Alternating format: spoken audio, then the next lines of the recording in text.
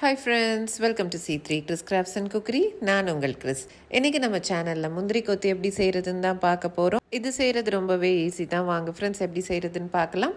முதல் தேவையான பொருட்கள் என்னெல்லாம்னு பார்த்துடலாம். இதுக்கு தேவையான பொருட்கள் பச்சை பயிறு, துருவின தேங்காய், பச்சரிசி மாவு, வெள்ளை எள்ளு, மைதா, நாட்டு சக்கரை, நெய், உப்பு, மஞ்சத்தூள், ஏலக்காய் தூள். கடாய் அடுப்பில் வச்சு கடாய் நல்லா சூடானதும் நம்ம பச்சை பயிரை ட்ரை ரோஸ்ட் பண்ணிக்கலாம். இந்த மாதிரி ப்ரௌன் ஆகிற வரைக்கும் நம்ம ட்ரை ரோஸ்ட் பண்ணணும். சிம்ல வச்சே பண்ணுங்க. ஒரு 15 நிமிஷம் எடுக்கும் இது ரோஸ்ட் பண்ணுறதுக்கு.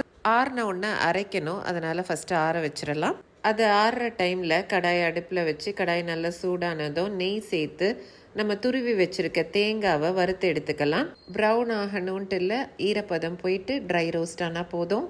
அதை தனியாக எடுத்து வச்சுட்டு அதே கடாயில் மறுபடியும் கொஞ்சம் நெய் ஊற்றி நெய் உருகுனதும் வெள்ளை எள்ளு சேர்த்து எள்ளை நல்லா வறுத்து விட்டுறலாம். எதுவுமே ப்ரௌன் ஆகணும்ட்டு இல்லை, வாசனைக்கும் ஃப்ளேவருக்காக தான் நம்ம ஃப்ரை பண்ணுறோம். மிக்சியில் வறுத்து ஆற வச்ச பச்சை பயிரை 95% அரைப்படுற மாதிரி அரைச்சிக்கணும். இந்த மாதிரி இருக்கணும். அப்புறம் அது தனியாக எடுத்து வச்சுட்டு நம்ம நெய்யில் வறுத்து வச்ச தேங்காவையும் எள்ளையும் சேர்த்து ஒரு அடி அடிச்சுக்கலாம். அடுத்தது ஒரு மிக்சிங் பவுல் எடுத்து ஃபர்ஸ்ட் நம்ம அரைச்ச பச்சை பயிரை சேர்த்துடலாம்.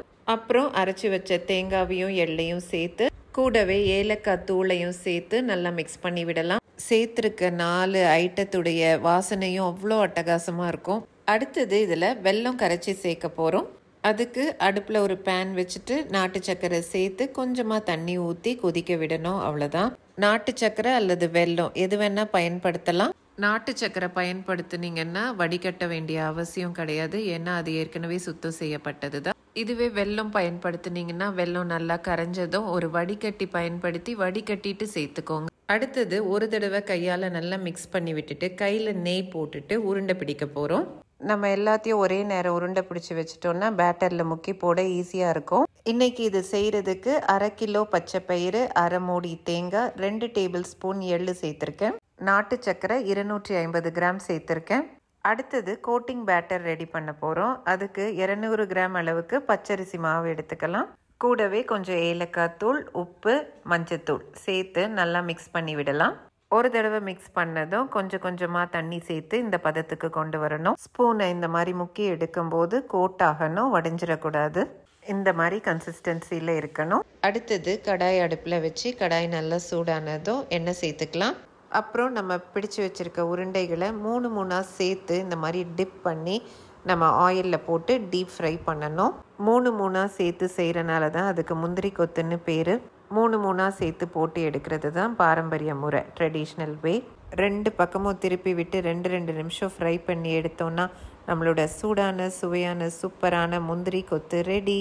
நீங்கள் இந்த உருண்டைகளை அப்படியே கூட சாப்பிடலாம், ஆனால் பேட்டரில் முக்கி டீப் ஃப்ரை பண்ணி சாப்பிடும்போது அது ஒரு தனி டேஸ்ட்டு தான். உங்களுக்கு 3மே ஒரே நேரத்தில் முக்கி போட தெரியலனா ஒவ்வொரு பால்ஸையாக எடுத்து கோட் பண்ணிவிட்டு அப்புறம் 3 சேர்த்து எடுத்து போடலாம். அது ஒட்டாத மாதிரி தெரிஞ்சிச்சுன்னா ஸ்பூன் வச்சு நீங்கள் அந்த பேட்டரை கூட லேசாக போட்டு விட்டிங்கன்னா அது கோட் ஆகிட்டு ஒட்டிக்கும். இதெல்லாம் நீங்கள் முந்திரி கொத்து ஈஸியாக பண்ணுறதுக்கான ஒரு சில டிப்ஸ். ஓகே ஃப்ரெண்ட்ஸ், உங்களுக்கு இந்த வீடியோ பிடிச்சிருந்துச்சுன்னா இந்த வீடியோக்கு ஒரு லைக் கொடுத்துருங்க. இது போன்ற நிறைய வீடியோஸ் பார்க்க நம்ம சேனலுக்கு சப்ஸ்கிரைப் பண்ணி வச்சுக்கோங்க. மீண்டும் இது போன்ற இன்ட்ரெஸ்டிங்கான வீடியோஸுடன் உங்களை நான் விரைவில் சந்திக்கிறேன்.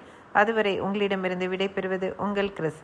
Until then, take care. Tata. Thanks for watching.